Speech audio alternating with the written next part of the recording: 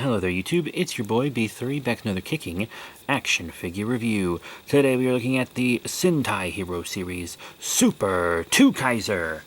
I got this guy a little over a year ago at Ranger Stop and Pop for about $15, which I thought was pretty fair.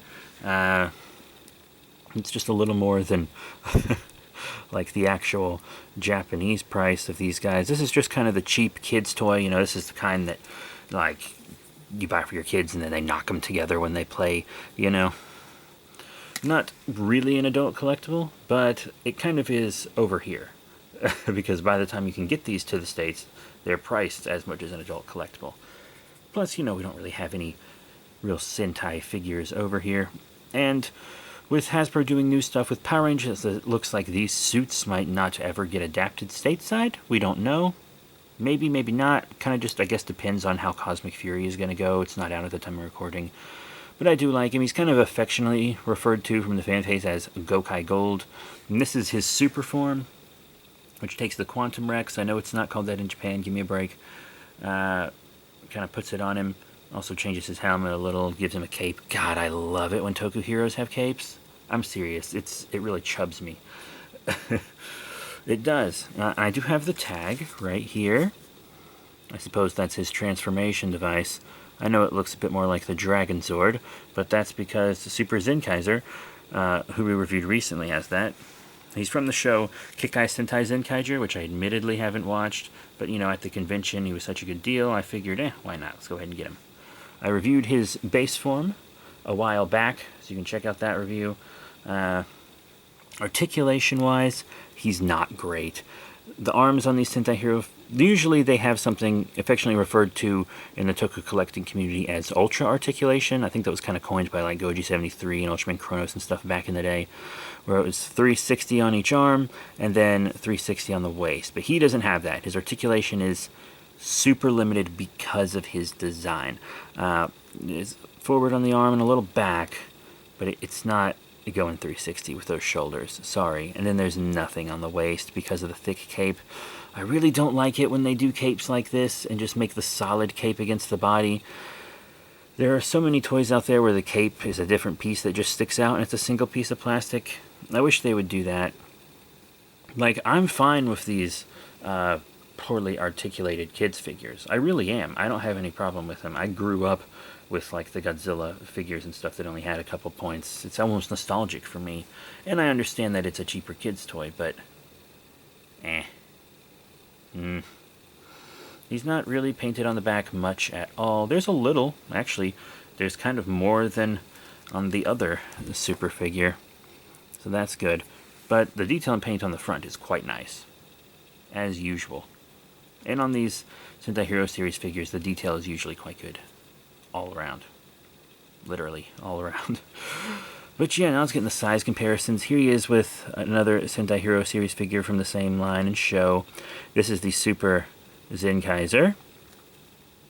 Zenkaiger, Twokaizer. He's kind of the team leader. He's kind of, you know, the special ranger.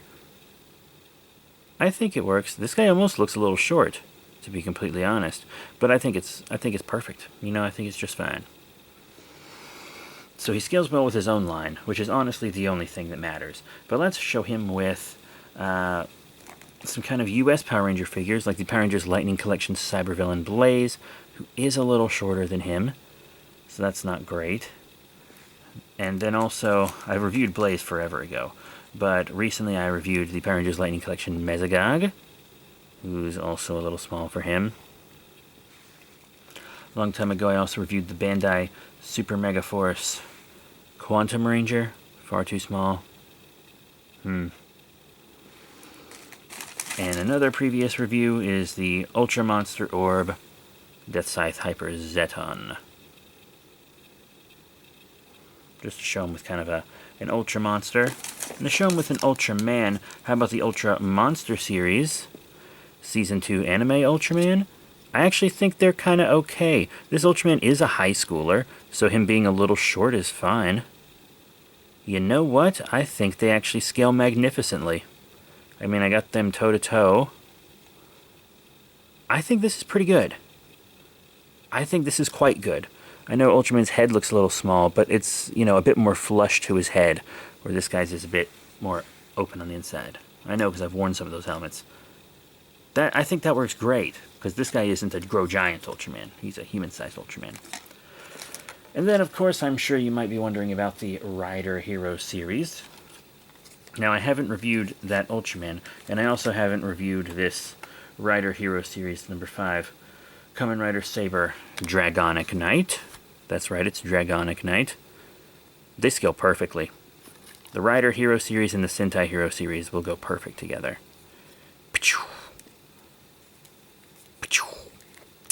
Okay, put them to the side.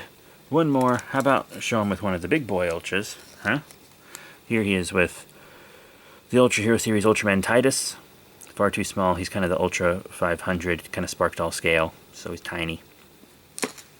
And then how about a bit of an older Ultra Monster that's a bit bigger than the Sparkdoll size. This, my friends, is the Ultra Monster Series EX 2007.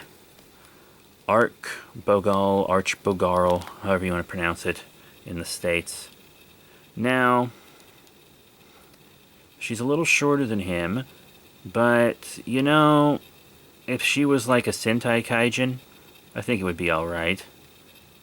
I mean, really, she'd be like that, probably, if she was a Sentai Kaijin. You know? That would be more of the scale, but it's fine, just for toys. So, yeah, he scales well with his own line, which is really all that matters. But he also seems to have, you know, a couple other things he does well with. That Movie Monster Series Ultraman he looks pretty good with. He looks pretty good with the Rider Hero series. That's pretty good, so he can stand alongside the other two, you know, main Toku Hero franchises. I think he's pretty cool, you know, minimal packaging, his minimal waist, and he's in pretty good condition for someone that's just kind of loose. The articulation is worse than usual. It's very limiting, but with this design and this cheap kind of type of toy, I guess it's just what you get. I wish the cape was more of a separate piece, but So yeah, he's not my favorite, but I think it's a really cool form. I think it's a good look, and I mean, when it comes to getting figures of this character, there aren't many options. So that's it. Thank you all once again. I do think it's a cool figure. If you can get it for 15 bucks or less, I think you'll be satisfied. More than that, though, I don't know, because the articulation, once again, is just quite hindered. So, yeah, please watch my other reviews. Everything I used in size comparisons, I have reviewed, except for the 3 that still had tags on them. You know, Ultraman Titus, Kamen Rider Saber Dragonic Knight, and the Anime Ultraman Season 2. But all those others have been reviewed, and those others will be reviewed, so be sure to subscribe if you want to see them. Alright, thank you all very much for your support, and I'll see you next time. Bye for now.